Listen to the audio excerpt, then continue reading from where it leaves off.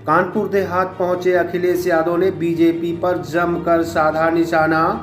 महाकुंभ की आड़ में घोटालों को छुपाने का लगाया आरोप। नमस्कार, आप देख रहे हैं इंडिया स्टार न्यूज टीवी ज्ञान सिंह के साथ। कानपुर देहात पहुंचे अखिलेश यादव ने महाकुंभ पर भारतीय जनता पार्टी को घेरते हुए कहा कि अपने घोटालों को छुपाने के लिए महाकुंभ जैसे कार्यक्रम आयोजित किए। वहीं उन्होंने $1 ट्रिलियन पर सरकार को घेरते हुए कहा कि सिर्फ सरकार $1 ट्रिलियन का सपना दिखा रही है, हकीकत में कुछ और है जो सामने नहीं आ रहा है और ना ही लाया जा रहा है। वहीं निषाद पार्टी के कार्यकर्ता की आत्महत्या पर अखिलेश यादव बोले, सरकार को उन लोगों के बारे में सोचना चाहिए जिनके कारण एक पार्टी के कार्यकर्ता ने आत्महत्या की। ऐसे लोगों के खिलाफ कानूनी कार्रवाई करनी चाहिए। Bureau report, India star news TV, Kanpur Dehat. माननीय हमारे राष्ट्रीय अध्यक्ष जी अखिलेश यादव जी हमारे यहाँ और हमारे गांव में, एक देहात इलाका है, बहुत पिछड़ा इलाका है, लेकिन हमारे माननीय राष्ट्रीय अध्यक्ष जी कहीं भी ये नहीं होता अपने कार्यकर्ता का कोई प्रोग्राम है तो पिछड़ा इलाका है, रास्ता खराब है या उसको छोड़ दें, आते हैं। इसीलिए हमारे यहाँ हमारी भतीजी की शादी थी, इसलिए यहाँ पर आए थे और हमारे मम्मी पापा की मूर्ति का अनावरण था। राष्ट्रीय अध्यक्ष जैसा शायद ही किसी पार्टी का राष्ट्रीय अध्यक्ष जी हो। यहाँ देखा हजारों के कार्यकर्ता थे, लेकिन सबसे एक एक करके सबको, किसी को हाथ मिलाया, किसी को नमस्ते की, किसी को हाथ उठा के उन्होंने कि सबका धन्यवाद करते हैं लोग। और राष्ट्रीय अध्यक्ष तो ऐसे भी हैं, और पार्टी के शीर्ष नेता और पार्टियों के शीर्ष नेता ऐसे हैं कि कार्यकर्ता से देख लेते हैं तो शीशा चढ़ा लेते हैं। हमारे राष्ट्रीय अध्यक्ष जी ऐसे हैं कि शीशा उतार के गाड़ी खड़ी कराते हैं, गाड़ी खड़ी करा के भी मिलते हैं। वो बोल गए, आपने तो लिया था, डिबेट किया था ना, उन्होंने कहा था कि ये भारतीय जनता पार्टी का जो किसान परेशान है, मजदूर परेशान है, शिक्षक परेशान है, शिक्षार्थी परेशान है, विद्यार्थी परेशान है, उस सबको देखते हुए इतना लोग वाग तबाह कर रहे हैं। जैसे देखा आपने, कुंभ में हजारों लाखों लोग मर गए, कितने लोगों ने पेशाब की वजह से मर गए, कुछ लोग पेट खराब की वजह से मर गए, कुछ लोग दवाई ना मिलने की वजह से मर गए। तो उन्होंने राष्ट्रीय अध्यक्ष जी ने विवरण मांगा, वो आज तक दे ही नहीं पाई भारतीय जनता पार्टी कि कितने लोग मरे और कितने लोग गए। आप सरकार को $1 मिलियन की मांग पर घेर रहे हैं, क्या कहना है?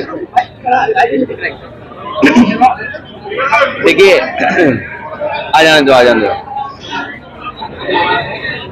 ये जो सपना दिखाया था सरकार ने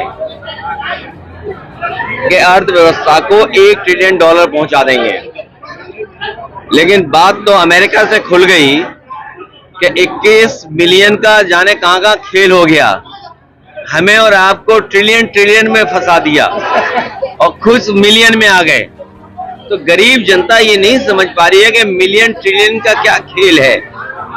जो वादे किए थे जनता को कि उनकी आय दोगुनी हो जाए, नौजवानों को नौकरी रोजगार मिल जाए, कारोबार बढ़े, उद्योग लगे, और सबसे बड़ी बात है कि अन्याय न हो, उत्पीड़न न हो, भेदभाव न हो, भ्रष्टाचार न हो। लेकिन इस सरकार ने भ्रष्टाचार के अन्याय के सब सीमाएं लांघ गए। और जब सब कुछ छिपाना चाहते थे तो महाकुंभ जैसा आयोजन किया, उसमें भी झूठ बोला। ये कुंभ हर 12 साल बाद होता है, ये कोई नई बात नहीं है, लेकिन बीजेपी ने इतना पैसा लगाया, इतना प्रचार किया, लोगों को निमंत्रण दिया और उसके बाद उन्हें अपने हाल पे छोड़ दिया। जो व्यवस्था सरकार को करनी चाहिए थी, क्योंकि सरकार ये कहती रही, मुख्यमंत्री जी ये कहते रहे, हमने 100 करोड़ का इंतजाम किया है, और कम लोगों की भी इंतजाम वो व्यवस्था नहीं कर पाए सरकार के लोग। अभी जो ट्रैफिक जाम हुआ, जो लोग कहीं वॉशरूम नहीं जा पाए, खाना नहीं मिल पाया, भगदड़ में लोगों की जान गई, बहुत बड़े पैमाने पे लोग खो गए।